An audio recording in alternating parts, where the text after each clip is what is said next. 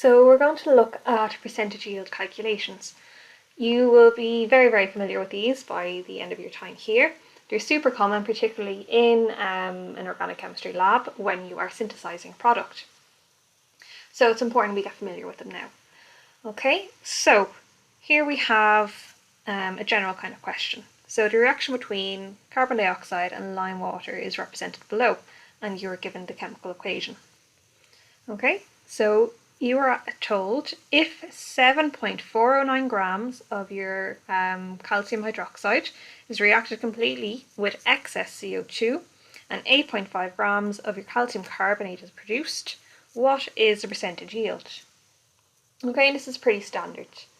So the first thing we need to do, okay, and there's a few different steps. The first thing we want to do is make sure that our chemical equation is balanced. Okay? If you'd done Leaving Cert chemistry, you will recall this, but if not, all it means is making sure that we have the same number of atoms on each side.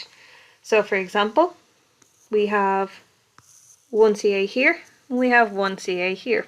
That's fine. If we count our oxygens, we have, this is telling us 2, so 2, 3, 4. We have 3 over here, plus 1, that's 4, so that's also fine. So our oxygens are dealt with. Our carbons, we have 1 carbon here and 1 carbon here, so that's fine. And we have 2 hydrogens here and 2 hydrogens here. So that's good, that's fine. Our next step is, do we have all the necessary information? So you've been told that you used 7.409 grams of calcium hydroxide. You produced 8.5 grams of calcium carbonate, but that's it. Okay, and we do need more numbers. In particular, we need the molecular weight of both of these, okay?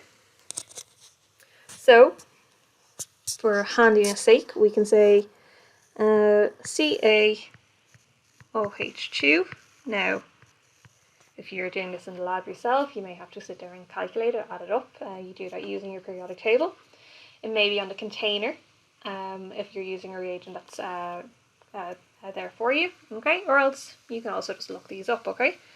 And so the molecular weight of that is 74.1 gram per mole there, per 1 mole of it. Okay, and we can do the same for CaCO3, and that is 100 grams per mole.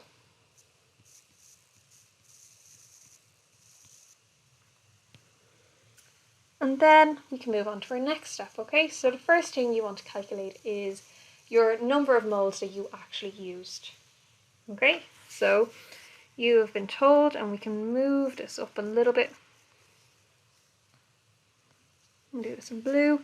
So you were told that you used 7.409 grams of calcium hydroxide.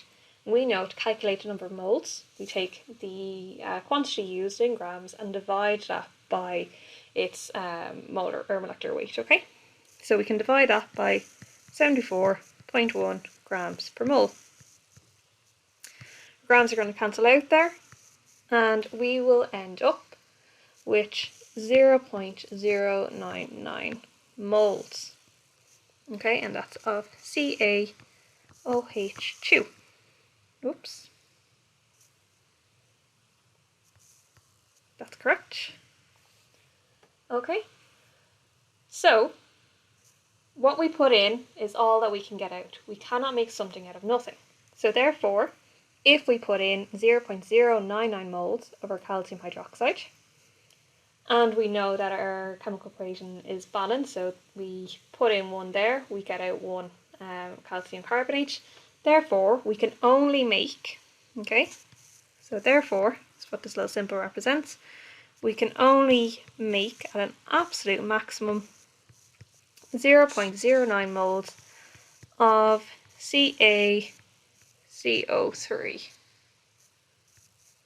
And that's our absolute maximum, okay? And that is assuming everything goes absolutely perfectly in the lab. Now, we want to find out how many grams of this we can make. And to find out the number of grams, all we're going to do is multiply that by the molecular weight of CaCO3. And we already found out that it was 100 grams per mole. moles cancel out here, and we wind up with 9.99 grams of CaCO3. This becomes known as our theoretical yield. Okay.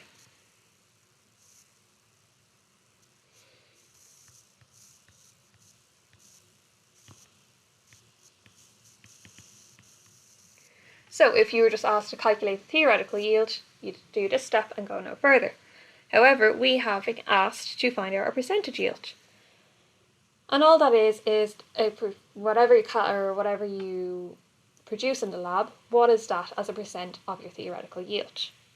So our actual yield, we were told, was 8.5 grams. So we produced 8.5 grams of CaCO3 in the lab. We're dividing that by our theoretical yield. Okay. And we are wanting a percentage, so we multiply by 100. And that gives us a percentage yield of 85.09%.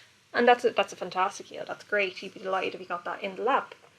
Okay, so they are the typical steps, the standard steps of calculating percentage yield.